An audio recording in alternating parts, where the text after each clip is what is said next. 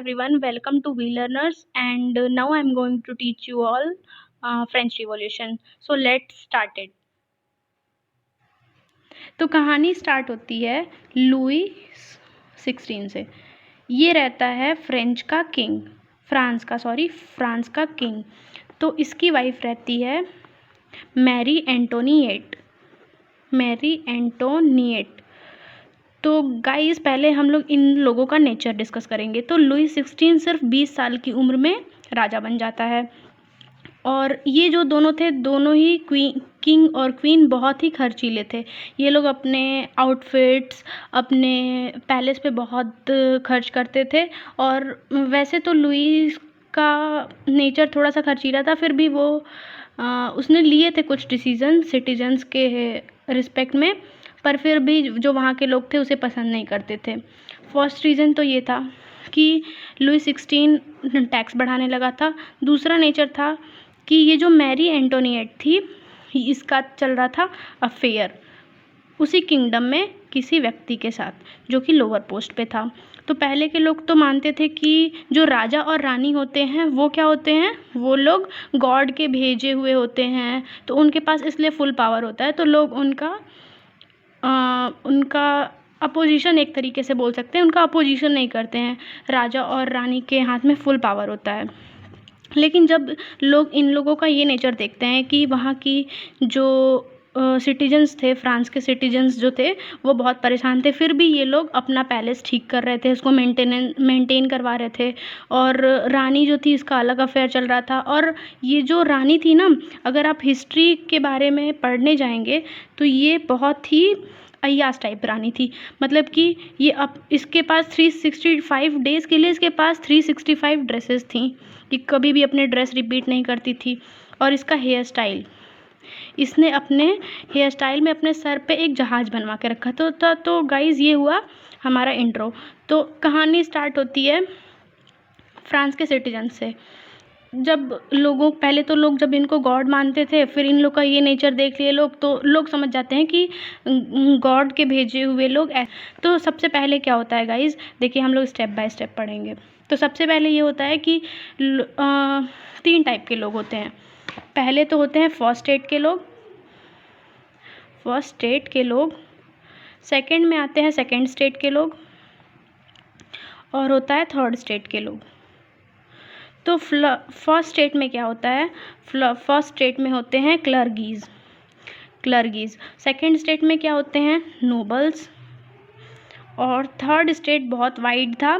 Third state में होते हैं हमारे बिग बिजनेसमैन, स्मॉल बिजनेसमैन्स, ठीक है, पीजेंट्स हो गए, लेबर्स हो गए, ये आते हैं हमारे थर्ड स्टेट में। तो ये कैसे डिवाइडेड था, पहले मैं इसके बारे में आप लोग को अच्छे से एक्सप्लेन कर देती हूँ।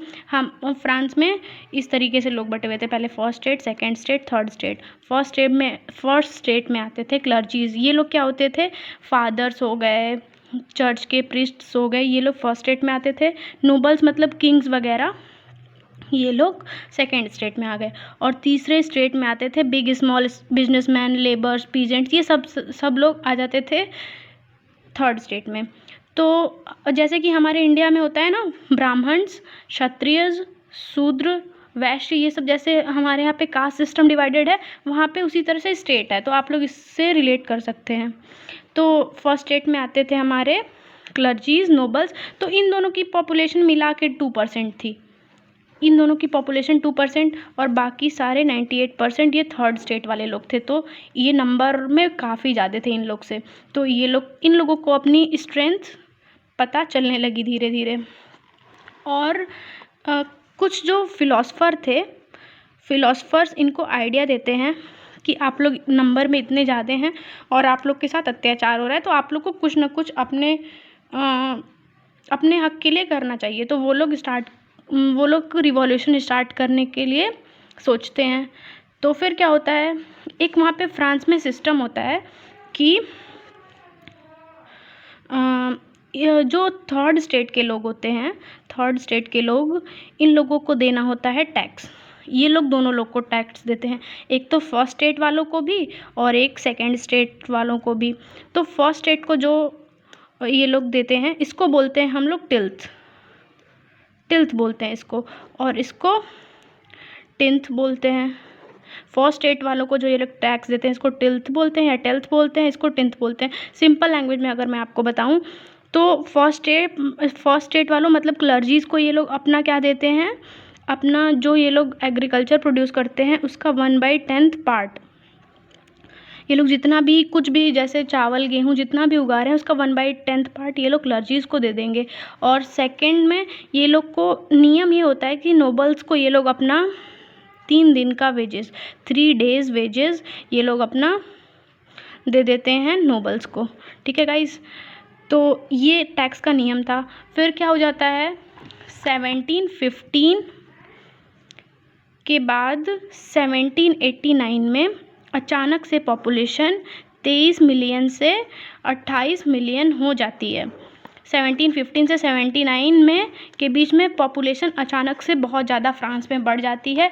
इसके वजह से क्या होता है, लोगों के बीच में स्टारवेशन स्टार्ट हो जाता है, पैसे की कमी होने लगती है, लोगों को खाने के लिए नहीं मिलता है। और इसी बीच फ्रांस का जो राजा था लुई 16 उसका वॉर चल रहा था, उसका वॉर नहीं चल रहा था, उसने एक किसी दूसरी कंट्री को सपोर्ट किया था वॉर में, क्योंकि वो अपना फ़ायदा उसके साथ देख रहा था, तो उसने उसको वॉर में सपोर्ट किया। इसके वजह से उसको बहुत सारे अपने ट्रूप्स भेजने पड़ गए, उसको खुद का बहुत सारा पैसा लगाना पड़ गया। इस वजह से फ्रांस में हो गया था काफ़ी पैसे की कमी। तो ये पैसे की कमी पूरा करने के लिए जो लुई 16 था वो क्या चाहता है, वो टैक्सेस बढ़ाना चाहता था। पर जो थर्ड स्टेट के लोग थे ये लोग पहले से ही परेशान थे, तो ये लोग क्या करते हैं, ये लोग टैक्स देने के लिए मना कर देते हैं। तो पहले से चलता आ रहा था एक नियम, एक मीटिंग होती थी first state second state third state के लोगों के बीच एक मीटिंग होती थी, जो कि बहुत पहले से चलती आ रही थी और वो बहुत सालों से नहीं हो रही थी। तो जो लुई 16 होता है वो सोचता है क्यों ना मैं इस मौके का फ़ायदा उठाऊं, और वो बुला देता है एक मीटिंग बुलाता है। इसमें इसका एक मीटिंग का पहले से ही नियम चलता आ रहा था। इसमें आते हैं first state, second state, third state के रिप्रेजेंटेटिव्स। तो ऐसा नहीं था कि कोई भी उठ के फर्स्ट स्टेट का आ गया, कोई भी सेकंड स्टेट का आ गया, ऐसा नहीं था। First state, second state, third state के कुछ कुछ रिप्रेजेंटेटिव्स होते थे, वो लोग फिक्स थे पहले से ही कि ये रिप्रेजेंटेटिव रहेंगे, जब भी मीटिंग होगी तो ये लोग आएंगे। तो फर्स्ट स्टेट के रिप्रेजेंटेटिव्स आए, सेकंड स्टेट के, थर्ड स्टेट में भी। तो थर्ड स्टेट तो मिक्स था, इसमें कुछ पढ़े लिखे थे, कुछ नहीं पढ़े लिखे थे, कुछ वर्कर्स थे, कुछ लॉयर्स भी थे, बिजनेसमैन भी थे। तो जो थर्ड स्टेट में पढ़े लिखे लोग थे, लॉयर, बिजनेसमैन, ये लोग आते हैं मीटिंग में, ये लोग रिप्रेजेंटेटिव बन गए। और और एक चीज़ और क्या थी कि फर्स्ट स्टेट के 300 लोग आए थे उस मीटिंग में, नियम था कि 300 लोग ही आएंगे, इसमें भी 300 लोग और इसके 600 लोग उस मीटिंग में पार्टिसिपेट करेंगे। तो मीटिंग पता है कैसे हुआ था, बीच में सबसे पहले क्लर्जीज़ को सीट मिल गई, उसके साइड साइड ऐसे 300 लोग, ऐसे 300 करके क्लर्जीज़ पहले बैठ गए। उसके बाद यहाँ पे 300 नोबल्स के लिए सीट थी, और उसके बाद इन लोगों ने जो थर्ड स्टेट के लोग थे उनके लिए कोई सीट बनाई नहीं, उनको साइड में यहाँ पे ऐसे खड़ा कर दिया गया। तो इस तरीके से मीटिंग का रिप्रेजेंटेशन था, थर्ड स्टेट के लोग के लिए जगह नहीं था, वो लोग को खड़ा कर दिया गया पहले तो। फिर उसके बाद क्या होता है, उसके बाद ये होता है कि 1 स्टेट को 1 वोट का रूल था, कि एक स्टेट को एक वोट का राइट था सिर्फ। जैसे कि फर्स्ट स्टेट है, फर्स्ट स्टेट का 1 वोट होगा, चाहे वो किसी को भी दे दे, वैसे ही सेकंड स्टेट का 1 वोट होगा, और वैसे ही थर्ड स्टेट का भी 1 वोट होगा। ये नियम पहले से चलता आ रहा था। तो राजा सोचता है मैं इसका फ़ायदा उठा लेता हूँ, और वो तीनों की मीटिंग बुला देता है और फिर से वहीं बात कर देता है कि फर्स्ट स्टेट वाले लोग आएंगे, सेकेंड स्टेट वाले लोग आएंगे और थर्ड स्टेट वाले लोग आएंगे।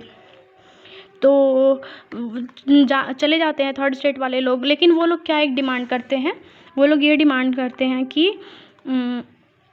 हम लोग को 1 वोट वाला नहीं चाहिए, हर मेंबर, जैसे 600 मेंबर्स थे तो 600 वोट्स, मतलब हर मेंबर का अपना इंडिविजुअल वोट्स का सिस्टम हो। ये लोग ये मीटिंग क्यों बुलाए थे, ये लोग ये मीटिंग इसलिए बुलाए थे क्योंकि जो लुई 16 था वो टैक्स बढ़ाना चाहता था, पर ये लोग थर्ड स्टेट वाले लोग पहले से ही बहुत ज़्यादा परेशान थे, वो लोग टैक्स और नहीं बियर कर सकते थे, तो इसी के लिए ये मीटिंग रखी गई थी। तो थर्ड स्टेट वाले लोग बोल दिए कि हमें तो वन मेंबर वन वोट वाला चाहिए। पर जो लुई 16 रहता है साफ मना कर देता है। तो ये लोग गुस्सा हो जाते हैं और सब मिलके आपस में बात करते हैं कि हम लोगों को वन वोट ही चाहिए, नहीं तो हम लोग वोट नहीं करेंगे और हम लोग अपना अलग एक कॉन्स्टिट्यूशन बनाएंगे, अपनी अलग असेंबली बनाएंगे। वो लोग ये बात बोलते हैं। और तो एक रूम था, एक उसी के बगल में एक रूम था जिसमें जो राजा की पूरी एक तरीके से ऑफिस था राजा का, उसमें सारे डॉक्यूमेंट्स वगैरह रखे होते थे। तो वो लोग बोलते हैं कि हम लोग वहाँ पे जाके अपना एक उसमें अपना एक कॉन्स्टिट्यूशन बनाएंगे। तो राजा जैसे ही सुनता है बोलता है कि तुम लोग को जहाँ जाना है जाओ, जो करना है करो, मैं कुछ नहीं करूँगा। तो और वो जाके अपने ट्रूप्स को भेज के ये रूम लॉक करवा देता है। अब ये लोग इस रूम में जा नहीं पाते हैं, फिर भी ये लोग हार नहीं मानते हैं और ये लोग चले जाते हैं एक टेनिस कोर्ट में वहाँ जाके ये लोग ओथ लेते हैं और कि हम लोग अपना एक अलग कॉन्स्टिट्यूशन बनाएंगे। तो ये लोग यहाँ पे जाके ये जो ओथ लिए थे ना, इसको टेनिस कोर्ट ओथ अभी भी जाना जाता है, इसको टेनिस कोर्ट ओथ बोला जाता है। तो ये लोग उसी टेनिस कोर्ट में जाके बैठ जाते हैं, अपना कॉन्स्टिट्यूशन बनाने लगते हैं और वो लोग बोलते हैं यहाँ से हम लोग तब तक नहीं हटेंगे जब तक कि हमारे कॉन्स्टिट्यूशन को माना नहीं जाएगा। तो फिर उसके बाद क्या होता है कि राजा मना कर देता है। और उसके बाद लेकिन क्या होता है ना, जैसे ही ये लोग यहाँ पे जाके अपना कॉन्स्टिट्यूशन बनाने लगते हैं, क्लर्जीज़ के कुछ लोग और मतलब फर्स्ट स्टेट के भी कुछ लोग और सेकेंड स्टेट के भी कुछ लोग इन लोगों का साथ दे देते हैं। तो राजा अब पड़ जाता है वीक, क्योंकि इसके भी कुछ मेंबर्स इन लोग का साथ दे रहे थे। तो राजा बोलता है चलो ठीक है, और इन लोगों को वो एक नेशनल असेंबली घोषित कर देता है।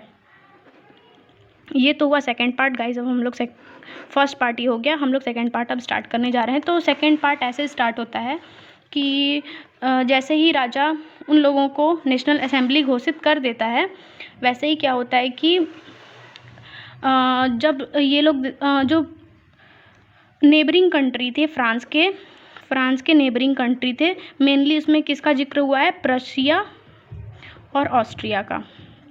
प्रशिया और ऑस्ट्रिया की बात हुई है कि जो प्रशिया और ऑस्ट्रिया के लोग हैं ना, ये लोग क्या करते हैं, यहाँ के जो किंग थे ये लोग फ्रांस का साथ देने के लिए तैयार हो जाते हैं।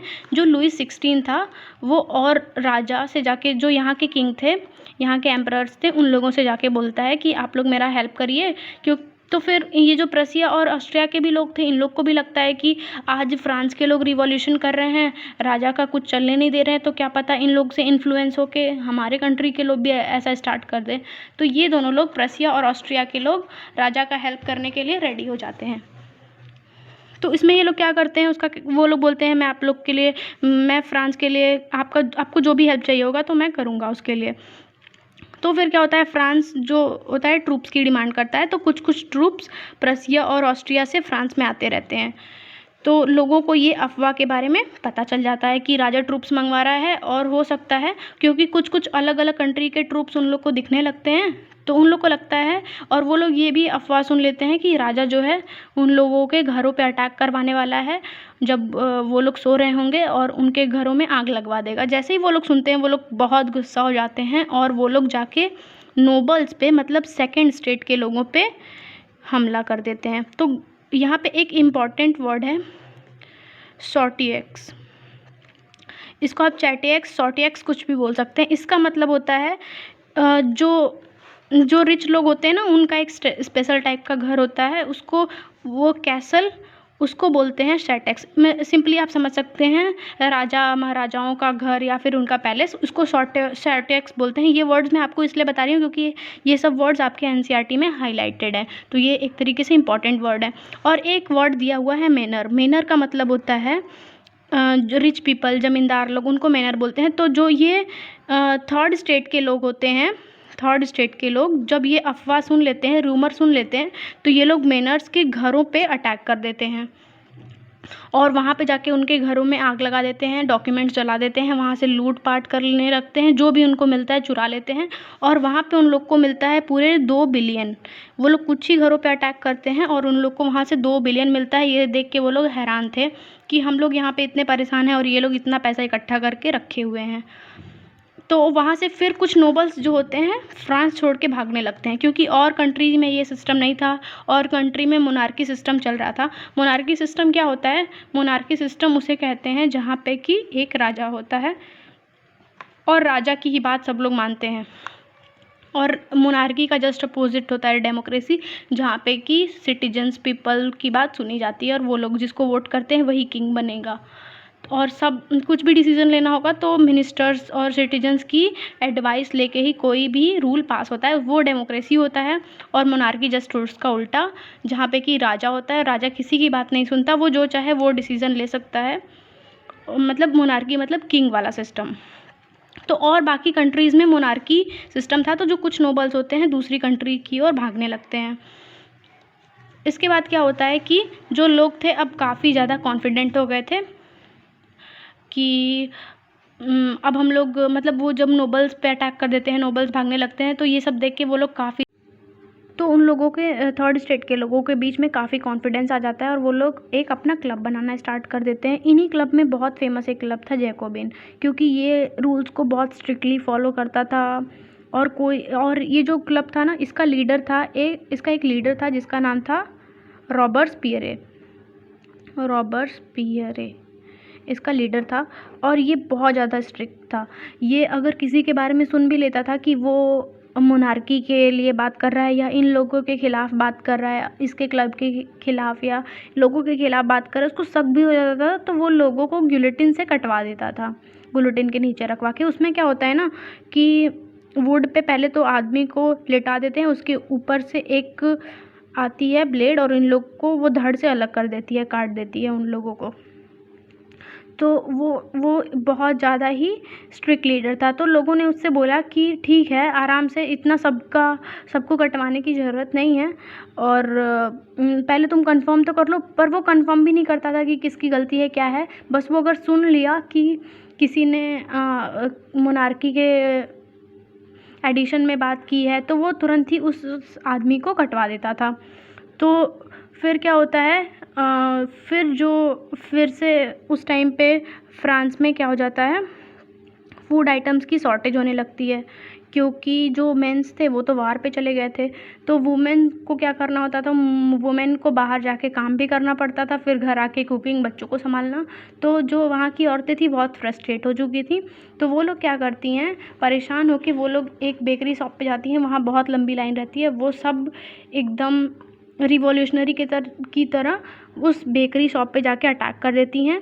फिर उसके बाद वहाँ से उन लोग को कॉन्फिडेंस मिलता है और फिर वो सारी लेडीज़ एक साथ इकट्ठा होके जो इन लोग का कॉन्स्टिट्यूशन जो बन गया था ये लेके जाती हैं किंग के पैलेस के पास, और जाके वहाँ पे बैठ जाती हैं और बोलती हैं हम लोग तब तक नहीं हटेंगे जब तक आप इस कॉन्स्टिट्यूशन पे साइन नहीं करेंगे। तो राजा को मजबूर होके उस कॉन्स्टिट्यूशन पे साइन करना ही होता है। तो उस कॉन्स्टिट्यूशन में होता क्या है, जो वो लोग फ्रेंच के लोग बनाते हैं, उसमें क्या होता है, कॉन्स्टिट्यूशन का क्या इंपॉर्टेंट पार्ट था वो मैं आपको बताने जा रही हूँ। तो सबसे पहले तो कॉन्स्टिट्यूशन में 3 वर्ड्स को बहुत इम्पोर्टेंस दिया गया था, लिबर्टी, इक्वालिटी, फ्रैटर्निटी। इन तीनों वर्ड्स को इम्पोर्टेंस दिया गया था कि मतलब लोगों को एक्सप्रेस करने के लिए, right to express, right to travel anywhere, ये सब राइट्स थी। लिबर्टी मतलब आज़ादी, एक तरीके से वो लोग जो चाहें वो कर सकते हैं। इक्वालिटी मतलब कोई छोटा हो बड़ा हो अमीर गरीब सबको इक्वल ट्रीट करना होगा। फ्रेटर्निटी भाईचारा, कोई किसी से हर टाइम झगड़ा नहीं करता रहेगा, किसी के बीच किसी तरह का आर्ग्यूमेंट, झगड़ा, मनमुटाव नहीं होना चाहिए, भाईचारा का रिलेशन होना चाहिए सबके बीच में, कॉन्स्टिट्यूशन में ये। और जो फ्रांस के लोग थे वहाँ, जो थर्ड स्टेट के लोग थे, उन लोग को देखते हुए वो लोगों ने, थर्ड स्टेट के लोग ने ही कॉन्स्टिट्यूशन बनाया था, उसको उन लोगों ने लिखा था जो पढ़े हुए लोग थे थर्ड स्टेट के।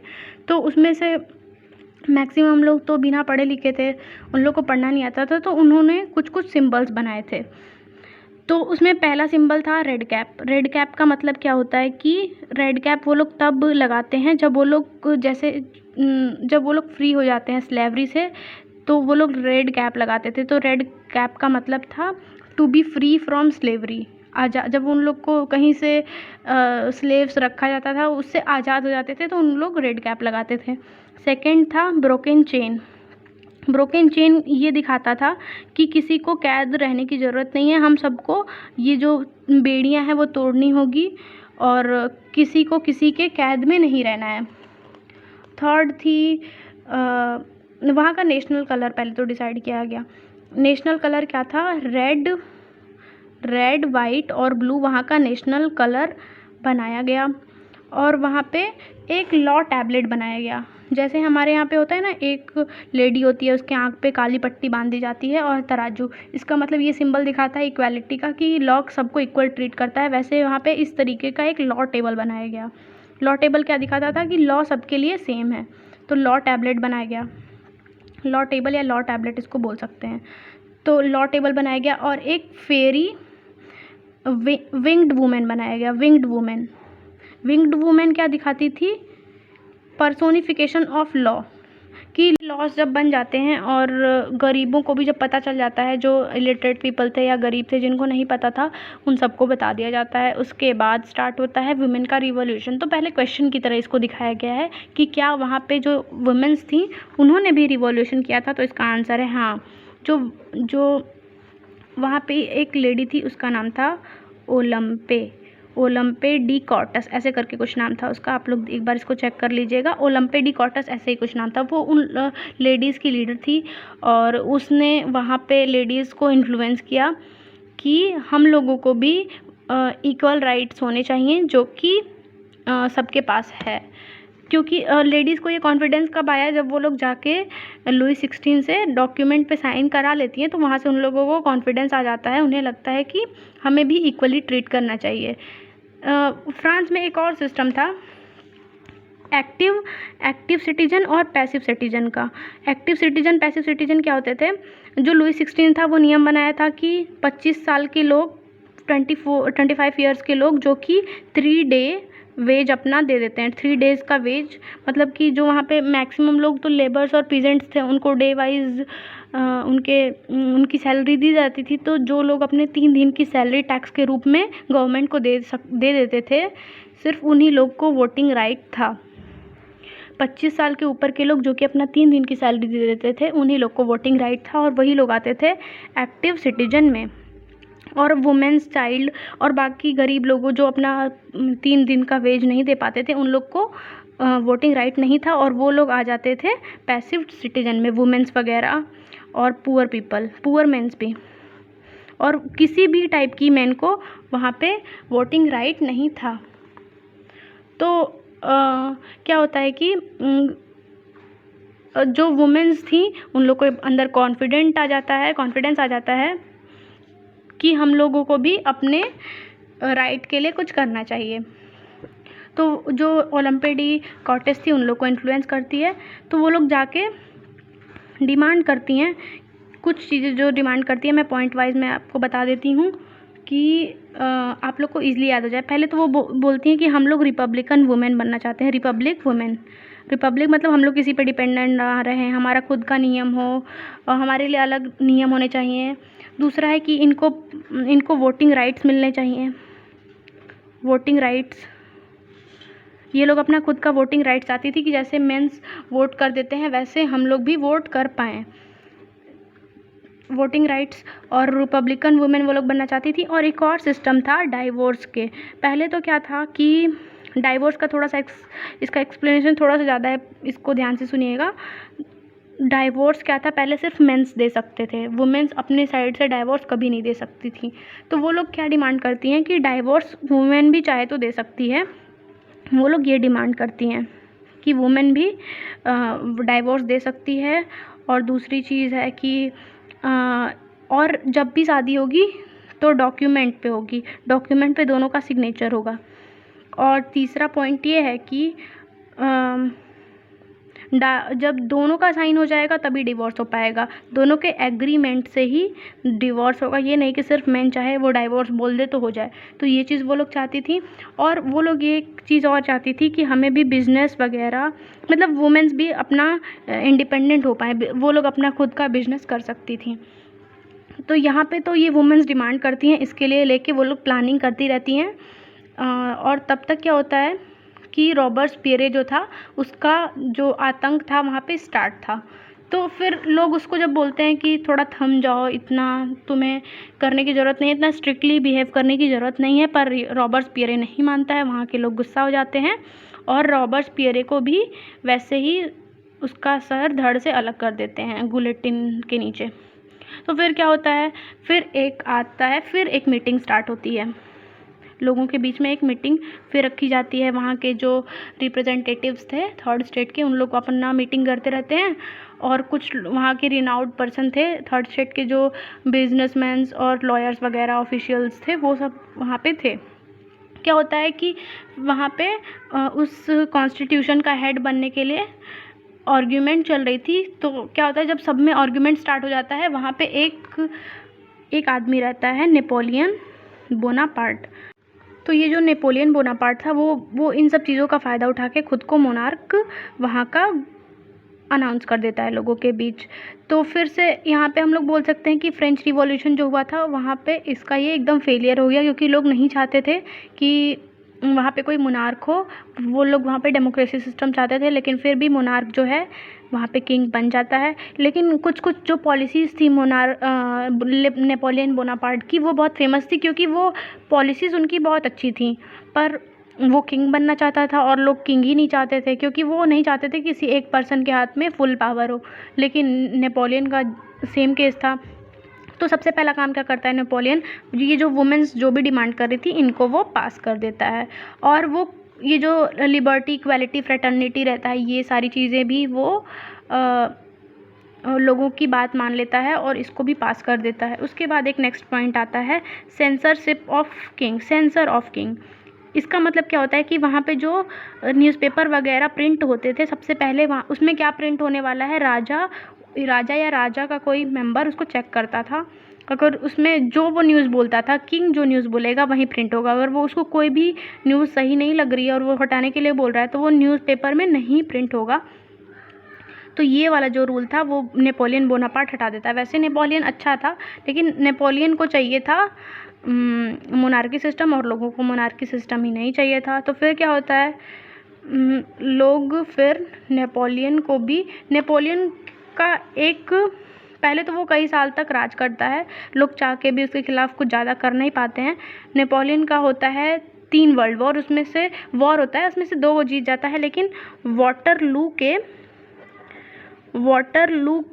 की वॉर में वो हार जाता है।